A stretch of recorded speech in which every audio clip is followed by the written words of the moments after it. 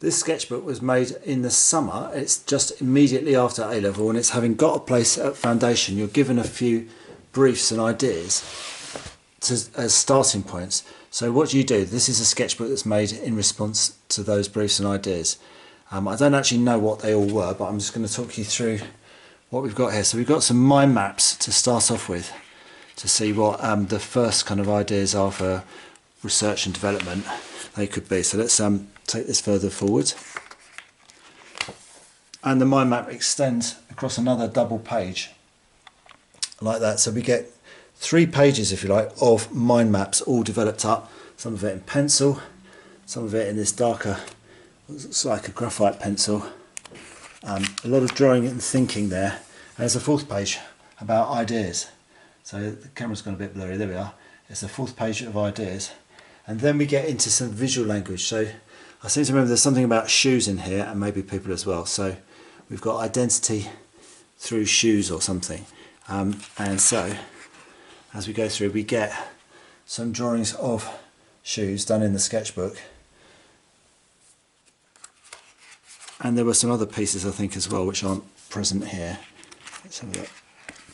Here we've got, again, shoes sketched, drawn using colour, using felt tips and making marks to explore the difference between thin marks and the shading, and to see what you can do with that. Then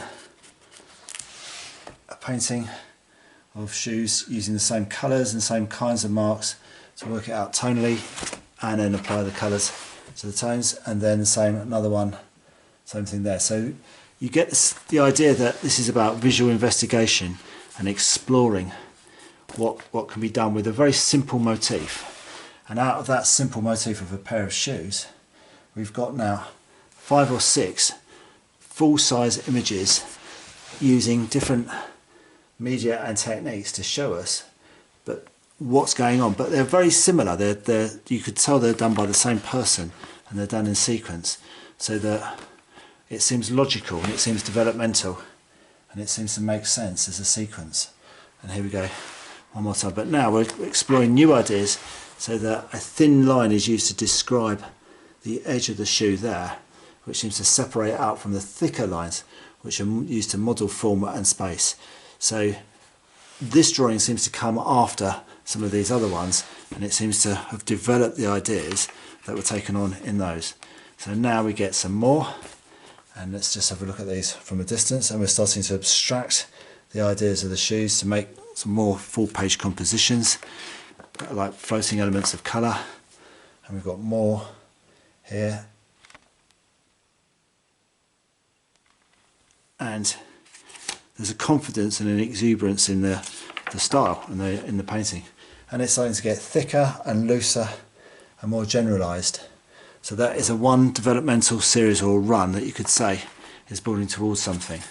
Next we got some ideas of landscape. We've got some sketches made out in the open, and then maps and ideas of location placed over the drawings to suggest different locations and places, so that we get the perceptual logic of being there and the conceptual logic of the map at the same time.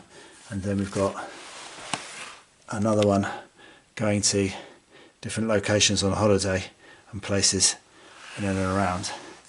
Here we've got a series of lino cuts that were made as a series of monoprints. They're all individually different and they're remade, some of them turned up different ways, but we get the sky becoming the sea in some places, and vice versa, and then effects where bits of ink haven't shown through becomes the moon or the sun.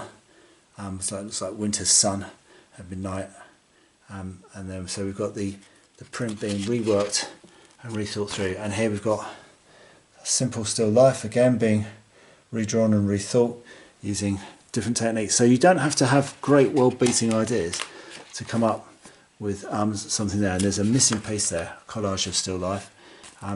Now we turn to some images about faces, which have been drawn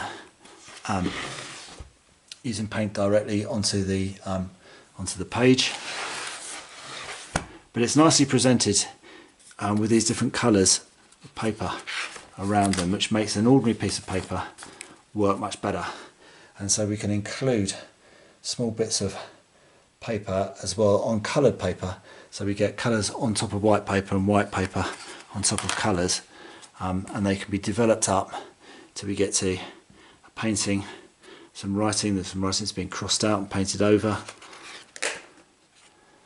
Then we've got the idea of the mask, which is very current. We've got quite a nice stylish drawing there, maybe some that are less stylish and less well achieved. That's quite a nice one maybe. And we start thinking about crossing out conformity, identity, and all those kinds of ideas. And then taking those ideas of the mask and the mark making further, and it's having the confidence to express that across pages and pages in your sketchbook that comes with practice. But you can do this at any time. You could do this right here, right now for your sketchbook, and developing a sequence of images again using different techniques and scale for the same kinds of image and colour all the way through. And here we've got a couple of drawings based on a door opening, and the drawing doesn't always have to be as good as it could be, and we can develop the idea of figures seen through doors and doorways, and the idea of a colour for composition to add something to the rest of the picture. And then some documentation about objects, and with some notes written in here all over these pages, which I'm not going to read, but I don't know what they mean. And we've got more pages of these. Self-portrait with a camera, another shoe, something on there, and compositions of objects and items, just very simply taken with an old iPhone, a really old iPhone. So there's nothing here, there's nothing technically demanding that you need to have. Just pencils, chalks, charcoal, pastel, oil, not oil paint, acrylic paint, bits of ripped up paper, and some printouts on a really cheap old computer printer. And then we've got engagement. That's what we've got. We've got lots of writing in here and lots of mind maps and thinking about things, and just responding to sequences of the same idea worked over and worked over again. And here we are back with our old favourite of some shoes, and you can see we've got broad marks underneath, we've got drawing over the top, we've got printmaking, we've got different techniques that create the image and reserve parts of the image, and other parts that establish it again. More of the same, images developed with a source of colour and collage and negative and positive mark making, and then finishing up with a lino cut, which is taken through several different phases. So that is, oh, and there's even more, but that is what you get to do if you're invited onto a foundation course and they give you some ideas during the summer to prepare for it. Now this is a very old traditional way of working that is very developed, but whatever you think of the quality of the work, you can't doubt the level of engagement and sustained intent. And I think that is what the people in the foundation course find attractive and winning and thoughtful and interesting. So here we've got some footprints that are made on there. Now you could have gone off down another whole series of pages using the footprint as a motif, and you could have gone and made something about lino cutting and pressing on with the foot and done something completely different.